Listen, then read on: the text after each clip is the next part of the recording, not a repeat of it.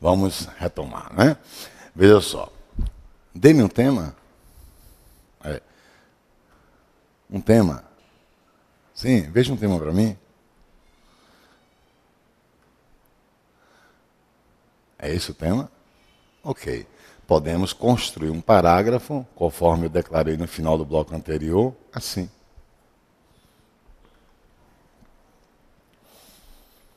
Onde o tópico frasal literalmente seria essa afirmação objetiva.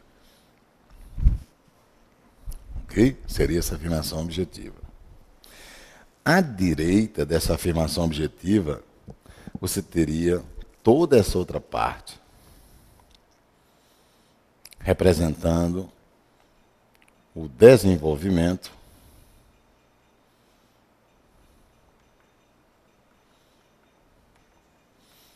do tópico frasal apresentado nessa afirmação objetiva que está em vermelho. Agora, para isso, tem que lembrar o que é objetividade. Objetividade é trazer uma afirmação objetiva, é trazer uma afirmação que garanta um contexto coletivo, é trazer uma afirmação que traga informações institucionalizadas, que você, autor, a sua redação esteja ausente. Lembra isso? Não é isso? Não pode expressar a sua opinião. Então, quais são as 3 classes gramaticais ricas em subjetividade? Advérbio, não é isso? Adjetivo e conjunção. Então, cuidado com o emprego de expressões que garantam a sua opinião sobre os fatos. Não poderia estar enquanto estiver construindo itens objetivos. Tá? Então, vamos retomar. Você traz uma afirmação objetiva. E é aí que você vai trazer. Se um tema é globalização, traga para mim um fato que contextualize a globalização, traga para o seu texto uma declaração de alguém e não sua, ou traga um contexto coletivo. Ou então, se é para buscar a escrita de um item que nos leve imediatamente para aspectos o quê? Específicos da legislação brasileira, de prescrições normativas, vai buscar algo que você encontre na Constituição Federal, ou que você encontre em um determinado caput de uma específica lei, em seu parágrafo XYZ, ou, aliás, em seu artigo XYZ, em seu artigo, vai buscar. Então, você seleciona um artigo que contextualize uma afirmação objetiva em cima do tema proposto e você escreve o caput desse artigo, não literalmente, claro, mas uma afirmação que contextualize o caput. O que segue à direita é a justificativa. Você vai justificar a afirmação. Para justificar, materialize a língua portuguesa usando o quê? Usando uma conjunção que garanta um contexto de explicação, seja uma conjunção explicativa, seja uma conjunção causal, ou apresente a afirmação de forma sindética, mas traga uma afirmação que garanta a justificativa da afirmação anterior. Depois, vá buscar um exemplo. Olha o terceiro item que eu escrevo. Vá buscar um exemplo. Agora, vá buscar um exemplo tirado da sociedade. Não esqueça que seu texto deve contextualizar uma estrutura sistêmica. Então, vá buscar um exemplo tirado da sociedade. Já foi posto em prova pública o item, o tópico da lei seca. A lei seca já foi contextualizada em prova pública. Você tem tanto exemplo na sociedade, mas vai buscar fatos na sociedade.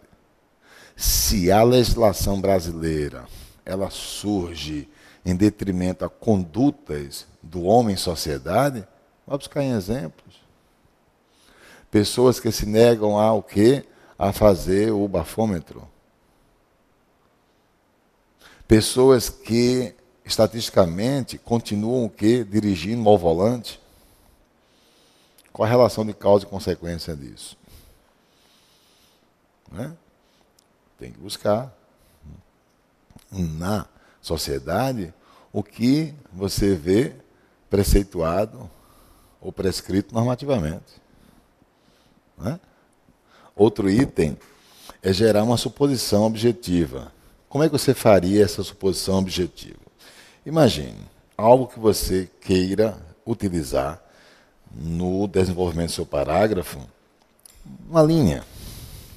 Vamos supor que o texto na legislação diga a você que, em meio ao que você está escrevendo, que é assegurado um período de 3 dias para a realização de algo. Aí você vai supor a quebra desse período. Não atendendo o prazo de 3 dias, está supondo. Isso vai gerar uma consequência legal. Vai buscar essa sequência legal. E aí é que eu digo, não podemos escrever um texto em prova pública que, na leitura, você veja tudo em harmonia. A própria legislação, ela não é algo estático. As MPs, as súmulas, né? As súmulas vinculantes, a própria emenda constitucional, enfim, essas ferramentas surgem para intervir no que já está prescrito normativamente. Por que há essa necessidade de quê? De reconfiguração, de renovação de prescrições normativas, ou de complementação de prescrições normativas. Porque a sociedade, pouco a pouco, ela vai se ajustando a quê? A condutas coercitivas. Ou não é? E às vezes, determinada lei, lembra o termo? Não pega. O que é uma lei não pegar?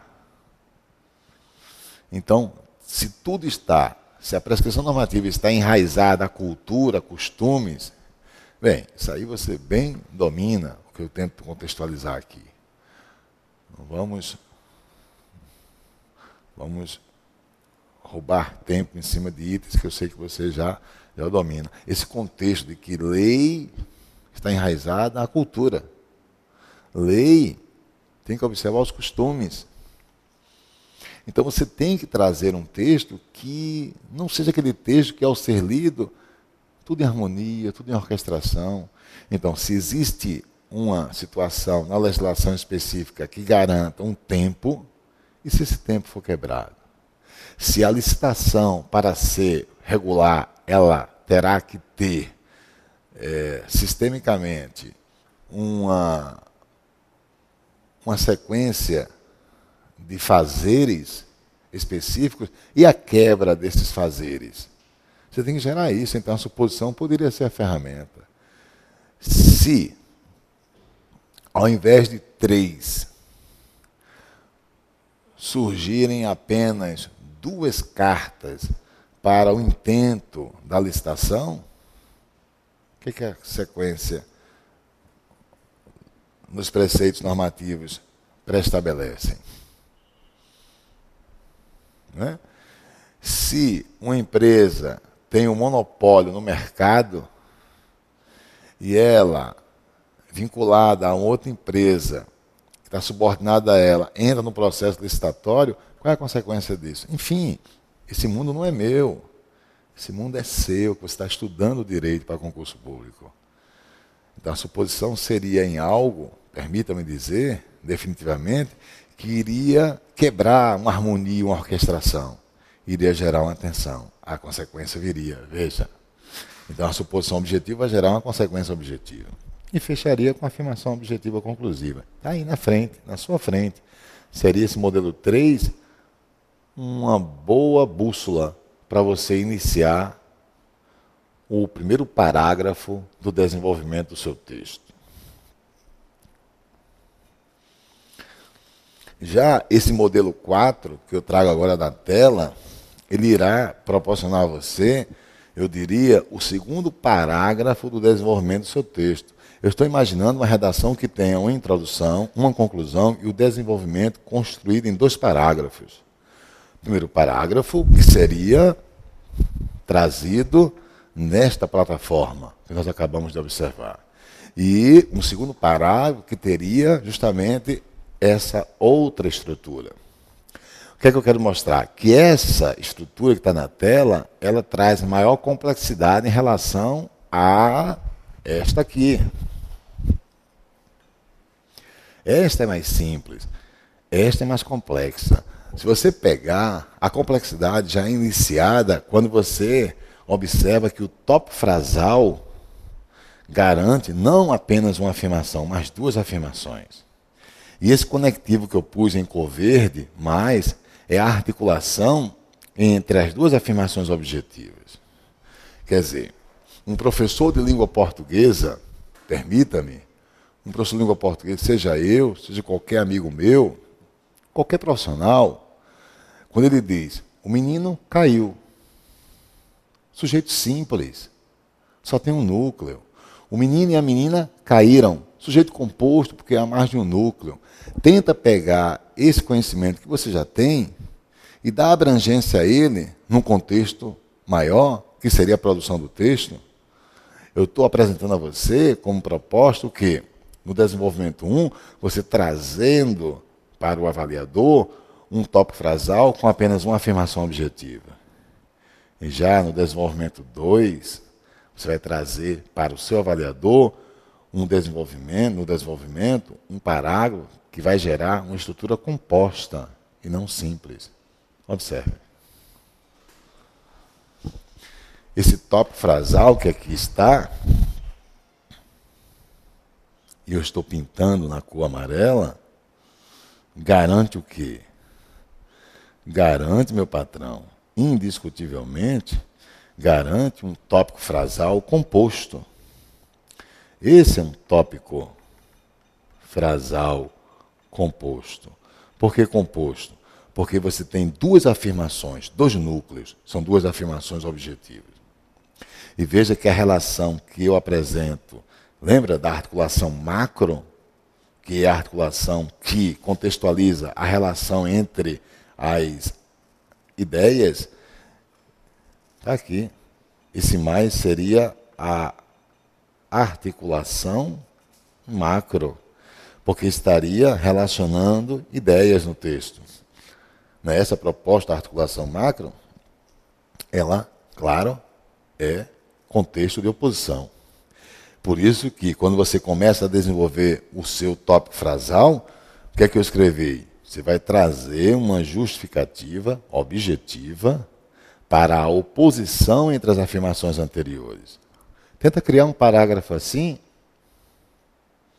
Em seguida, você viria com o quê? Você viria com um exemplo. Claro, exemplo tirado da sociedade. É um exemplo concreto, objetivo. Em seguida, você pode gerar uma citação, ou seja, lembrar palavras de um especialista.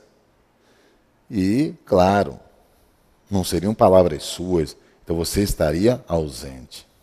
Na objetividade, você está ausente. Na citação, palavras de um especialista, você estaria ausente.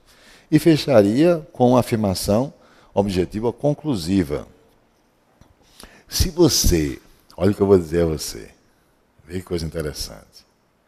Se você gerar 2 parágrafos, desenvolvimento 1, desenvolvimento 2, e, olha o que eu vou dizer, no final de cada parágrafo, você chegar com a afirmação conclusiva do parágrafo, você já estará pré-anunciando para o seu avaliador a pré-conclusão do texto. Porque quando você for escrever a sua conclusão, você, claro, vai trazer uma linguagem muito mais subjetiva e não objetiva, mas contextualizando o quê? As 2 pré-conclusões vindas já nos parágrafos do desenvolvimento. Veja que o texto bem escrito é aquele que garante um esqueleto, uma forma, para lembrar Vander Emediato, no seu livro A Fórmula do Texto, o texto bem escrito tem que trazer uma plataforma. Igual o engenheiro antes de construir o edifício, ele constrói o quê? Uma planta. Então, minha intenção é que você comece a observar como construir plantas textuais. E depois dar vida às plantas textuais através da sequência das ideias. Em cadeia, em encadeamento, em sequência. Ok? Está aí, mais uma vez, um belíssimo exemplo de um desenvolvimento 2. Vamos a um modelo. Vou voltar à leitura de texto. Modelo 5. O termo sinergia foi usado originalmente por... isso é um fato. Ruth e Benedito. Isso é um fato. Para se referir ao grau de cooperação e de harmonia interpessoal em uma sociedade. Então, o que é isso aqui? É o tópico frasal. Veja como ele está sendo construído. Ele está dizendo que existe um referente, que é o termo sinergia. Em seguida, declara que ele foi usado originalmente por Ruth e Benedito. Então, isso é um fato. Com que finalidade?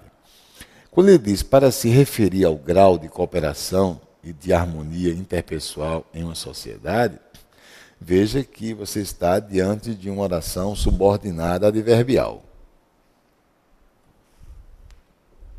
Não é isso? Embora a oração tenha valor de advérbio, o advérbio não gera subjetividade. O advérbio gera objetividade. Lembra que eu disse que adjetivo e advérbio são classes gramaticais ricas em quê? Em subjetividade, mas regra geral.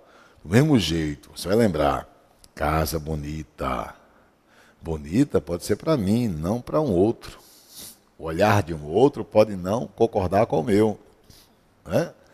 Então, na palavra bonita, no adjetivo, está a subjetividade. Então, se é subjetivo, eu estou presente no texto. Mas se eu disser casa barroca, lembra? Barroca é adjetivo. Ao olhar a casa, todos percebem, vamos supor que ela traz o que? Características do barroco. Então, o adjetivo agora não é mais o quê? Não é mais subjetividade, é objetividade. Então, é uma leitura o quê? Reconhecida institucionalmente. Entendeu? Independente de você ter conhecimento do que é estruturalmente barroco ou não. Ok? Então, se eu mostro a você na tela uma oração subordinada adverbial final, então a identidade morfológica é de advérbio. Ela é um advérbio oracional. Mas, por ser advérbio, eu não posso dizer que a oração no texto irá construir uma ideia subjetiva. Não, existe a objetividade. Ok? No que foi posto lá no texto. Vejamos mais uma vez. O termo sinergia foi usado originalmente por Ruth e Benedito para se referir, olha aí, grifada, para se referir ao grau de cooperação e de harmonia interpessoal em uma sociedade. Bem, isso é a objetividade. Que, sem dúvida, paira no tópico frasal. Procure ser, antes da conclusão, subjetivo apenas na articulação entre as ideias. Entre as ideias. E assim você está o quê? Garantindo a autonomia do texto, a inteligência do texto. Vamos ver o desenvolvimento. Sinergia significa ação combinada ou cooperação. Também se refere à ação cooperativa de elementos que resulta em um efeito global maior do que todos os elementos tomados separadamente. Quando eu escrevi isso para você, na tela que aí está, é para mostrar a você que às vezes o concurso quer que você escreva definição sobre algo. Então veja a maneira como está sendo escrita a ideia de definição. Primeiro se preocupou em dizer quem inicialmente empregou determinado termo. Depois, qual a finalidade ao empregar determinado termo. Então, o tópico frasal pode ser muito bem construído com esse contexto. Agora, no desenvolvimento, ele vai se preocupar em contextualizar o significado. Então, inicialmente, não se tem o significado. Você tem quem construiu, quem usou, aliás, e com que finalidade foi usado. Isso é um bom recurso para iniciar um parágrafo contextualizando definição. No desenvolvimento é que você gera a ideia de definição. Significa ação combinada ou cooperativa. Um termo não teria apenas uma significação objetiva. Então, o uso do também, mostra o quê? Mostra que você vai trazendo a significação do referente em gradação, em etapas, melhor dizendo. Significa também o quê? A ação cooperativa de elementos. E aí explica através de uma oração adjetiva explicativa, que resulta em um modelo, em um efeito global maior do que todos os elementos tomados separadamente. E veja que nessa oração adjetiva, ele já proporciona uma comparação maior do que. Então, ferramentas como para o desenvolvimento que ele usa, ele expressa o significado de algo, acrescenta um outro significado ao significado apresentado anteriormente, garante o quê? Uma explicação, o que é pronome relativo, gerando uma oração subordinada adjetiva, e nessa oração subordinada adjetiva existe o quê? Uma comparação. E o texto vai andando horizontalmente. Esse paralelismo que dá sequência ao desenvolvimento do tópico frasal que estamos estudando, ó o paralelismo. Ele mostra duas situações que geram ideias contrárias. Duas afirmações que geram uma estrutura bifurcada. Ou seja, o texto não vai pegar a sinergia, que é o referente, apenas sobre um extremo. E sim, sobre extremos que se opõem. Gerou a sintaxe de tensão. Sob condições de baixa sinergia social, o sucesso de um membro causa a perda ou o fracasso de outro. E o exemplo é um bom recurso argumentativo para dar sequência. E ele citou o exemplo. Por exemplo, se cada caçador reparte sua presa apenas com a família imediata, é mais provável, quer dizer, o exemplo dele vem através de um paralelismo que é uma condição, uma hipótese, gerando uma consequência para essa hipótese. Ok? Depois ele vem com o sentido oposto. Sob elevada sinergia social, a cooperativa atinge um máximo. E vai citar um exemplo. Tá vendo? Um exemplo seria um grupo caçador análogo, com uma única e importante diferença: a divisão comunitária da presa. E vai fechar a conclusão com o quê? Com uma afirmação que envolve o quê?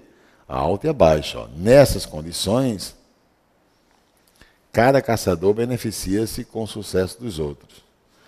Ou está fechando com a segunda. Com a segunda. Está vendo?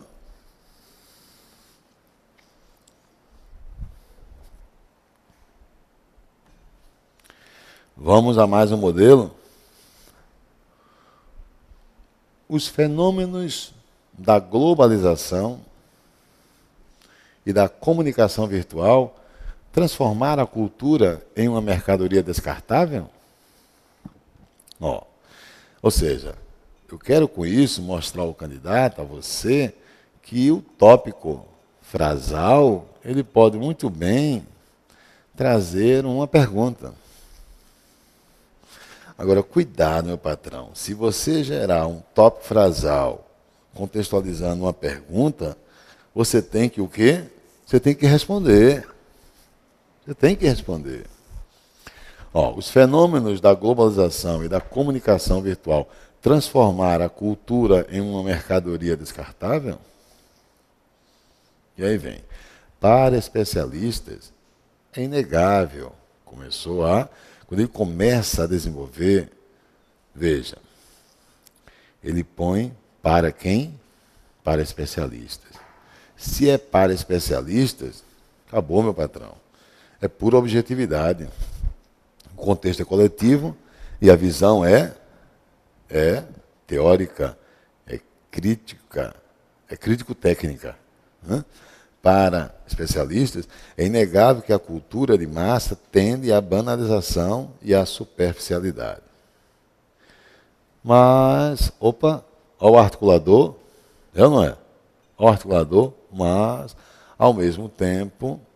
Então, esses termos que eu estou demarcando, pintando e circulando, são conectores.